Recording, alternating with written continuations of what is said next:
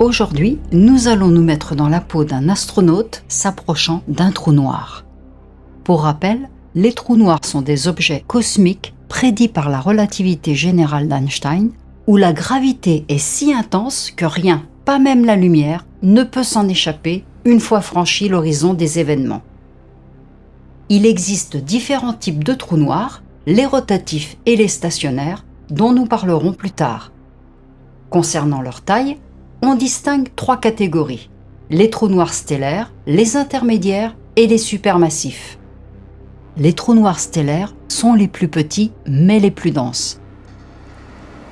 Quels effets va ressentir notre astronaute à l'approche d'un trou noir stellaire? En approchant de ce type de trou noir, la gravité devient extrêmement intense et la différence de force entre les parties proches et éloignées du corps de notre astronaute, appelée force de marée, devient très forte bien avant l'horizon. Cette différence engendre un étirement extrême nommé spaghettification, où le corps est allongé, les parties les plus proches accélérant plus vite que les autres, déchirant peu à peu notre astronaute à mesure qu'il se rapproche. Pour un trou noir supermassif, comme celui au centre de notre galaxie, Sagittarius A, les forces de marée sont plus faibles près de l'horizon en raison de son rayon bien plus grand. Notre astronaute pourrait s'approcher sans être immédiatement déchiré, mais d'autres effets entrent en jeu. La dilatation temporelle. Pour un observateur lointain, le temps semble ralentir à mesure que l'astronaute approche du trou noir, ses mouvements deviennent de plus en plus lents, les distances s'étirent également sous l'effet gravitationnel, et la lumière qu'il émet se décale vers le rouge. C'est l'effet redshift dû à l'effet gravitationnel du trou noir jusqu'à devenir invisible. Mais du point de vue de l'astronaute, il ne perçoit aucun changement dans la couleur de la lumière autour de lui, ni dans son propre écoulement du temps. C'est le reste de l'univers qui semble accélérer. Quand l'astronaute arrive au bord de l'horizon des événements, qui est une surface sphérique imaginaire autour du trou noir et le point de non-retour, une fois franchi, toute trajectoire mène à la singularité centrale où la gravité est infinie. Il aurait déjà franchi cet horizon sans percevoir de ralentissement, même si la lumière qu'il émet met un temps infini à atteindre l'extérieur, rendant sa chute invisible pour l'observateur. Du point de vue de l'astronaute, franchir l'horizon d'un trou noir supermassif ne provoque aucun drame immédiat. Il n'y a ni mur de feu, ni barrière physique. L'astronaute continue simplement sa chute vers la singularité.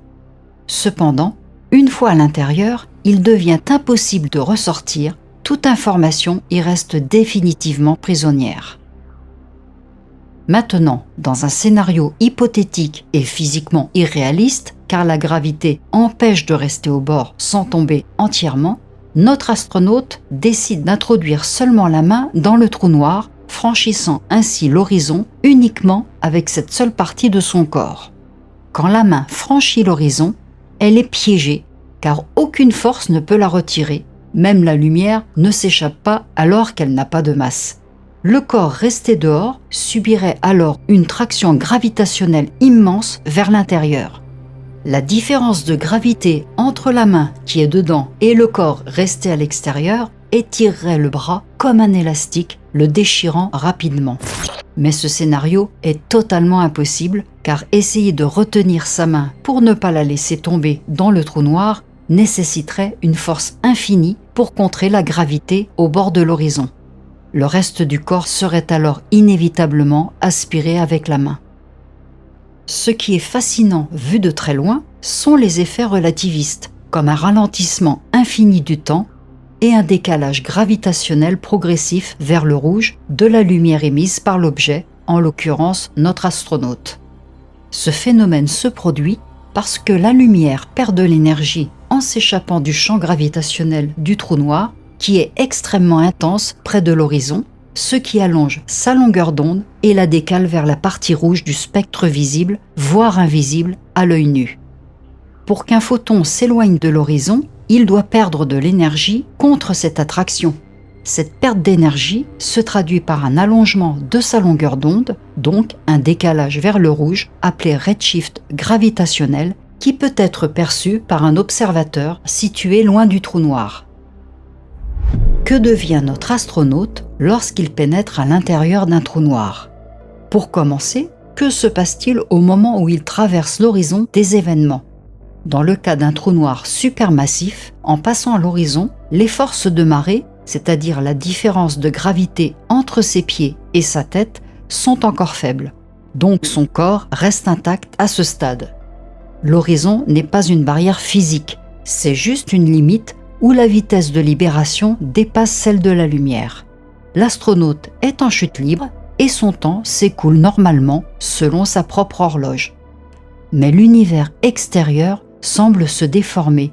Les étoiles s'agglutinent dans une petite zone lumineuse derrière lui, tandis que devant, c'est un noir absolu.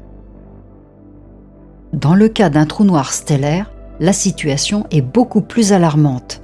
Les forces de marée à l'horizon sont extrêmement puissantes. Le corps subit alors la spaghettification où il est étiré en longueur. Les pieds de l'astronaute tombant les premiers accélèrent plus vite que sa tête, tandis que son corps est comprimé sur les côtés. En quelques millisecondes, le corps serait réduit à un flux de particules désintégrées bien avant d'atteindre la singularité. À la singularité, le corps atteint une densité théoriquement infinie, mais les lois de la physique classique s'effondrent, rendant impossible une description précise. Peu importe le type de trou noir, le corps ne survit pas longtemps après l'horizon. La spaghettification le détruit bien avant la singularité, pour un trou noir stellaire, ou peu après pour un supermassif. Une fois le corps détruit, aucun signal ne peut sortir du trou noir. Même si le corps est désintégré, son observation ne peut plus être détectée par un observateur extérieur. Que se passerait-il si à la place d'un corps humain, on considère un rayon lumineux traversant l'horizon des événements d'un trou noir et tombant vers la singularité? La différence serait notable. Contrairement à un corps, la lumière n'a pas de structure physique à déformer. Donc, il n'y a pas de spaghettification.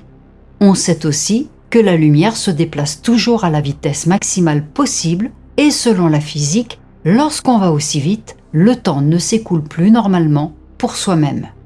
En fait, la lumière ne ressent pas le temps passé car son horloge interne est arrêtée, son temps propre est figé. C'est comme si, du point de vue d'un photon, le voyage dans l'espace ne prend aucun temps, même s'il peut durer très longtemps, vu de l'extérieur. Ce phénomène est lié à la dilatation du temps en relativité qui devient infinie à la vitesse de la lumière. Pour revenir à notre expérience, à l'approche de l'horizon des événements, vu d'un observateur loin d'un trou noir, à mesure que le rayon lumineux s'approche de l'horizon, il voit un phénomène de redshift gravitationnel. La lumière semble perdre de l'énergie, sa longueur d'onde s'étire, elle devient plus rouge et sa fréquence diminue. À la limite de l'horizon, le redshift devient infini, la lumière semble s'arrêter et disparaît, car les photons mettent un temps infiniment long à atteindre l'extérieur à cause de la dilatation temporelle gravitationnelle. En pratique, évidemment, le rayon lumineux ne reste jamais bloqué à l'horizon. Il le franchit, mais l'observateur extérieur ne peut jamais voir cet événement.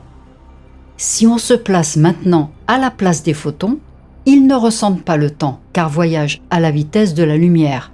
Donc, de leur point de vue, le trajet vers l'horizon et au-delà est instantané. Ils suivent simplement la géodésique nulle définie par la courbure de l'espace-temps. Au franchissement de l'horizon, quel que soit le type de trou noir, l'horizon des événements est la frontière où la vitesse de libération égale la vitesse de la lumière. Donc, une fois que le rayon lumineux franchit l'horizon, il est piégé, il ne peut plus s'échapper car toutes les géodésiques convergent vers la singularité. Une fois à la singularité, la description classique s'effondre. On ne sait pas ce qui arrive aux photons car la physique de la relativité générale perd sa validité. La densité infinie et la courbure infinie ne permettent pas de prédiction claire. En termes pratiques, selon la théorie de la relativité restreinte, l'énergie du rayon lumineux est absorbée par le trou noir, augmentant sa masse grâce à l'équivalence entre masse et énergie formulée par Einstein, E égale mc2. Cela signifie que l'énergie transportée par le photon, qui n'a pas de masse au repos, est convertie en masse à l'intérieur du trou noir. Quand le photon est absorbé, son énergie s'ajoute à l'énergie totale du trou noir, ce qui revient à augmenter sa masse, même si la masse propre du photon reste nulle. Y a-t-il une différence entre la chute dans un trou noir statique et celle dans un trou noir en rotation? On distingue 4 types de trous noirs sans tenir compte de leur masse. Les non chargés, les trous noirs de Schwarzschild, qui sont statiques, et les trous noirs de Kerr, qui sont en rotation.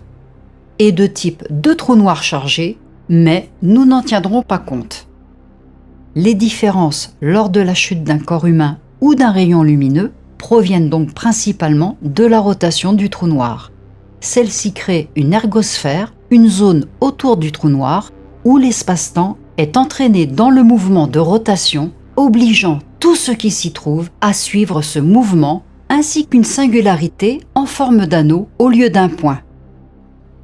Concernant notre astronaute, sa chute serait asymétrique avec torsion due à la rotation, rendant l'expérience plus chaotique, mais la fin est similaire. Quant à la lumière, dans le cas d'un trou noir en rotation de Kerr, elle est entraînée dans l'ergosphère par la rotation du trou noir, un phénomène de la relativité générale appelé effet Lenz-Thirring, où l'espace-temps lui-même est entraîné par ce mouvement.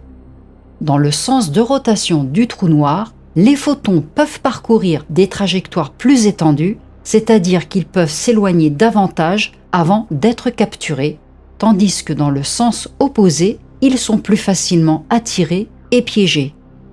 Cette asymétrie affecte la forme observée des anneaux lumineux autour des trous noirs en rotation, créant des images avec des zones plus lumineuses d'un côté, comme pour M87 ou Sagittarius A. Donc, que l'on soit un astronaute ou toute autre chose, mieux vaut rester loin d'un trou noir, quel qu'il soit, car sa gravité étire et déchire tout sur son passage en un instant. En clair, s'en approcher, c'est s'exposer à finir en déchiquetage cosmique garanti.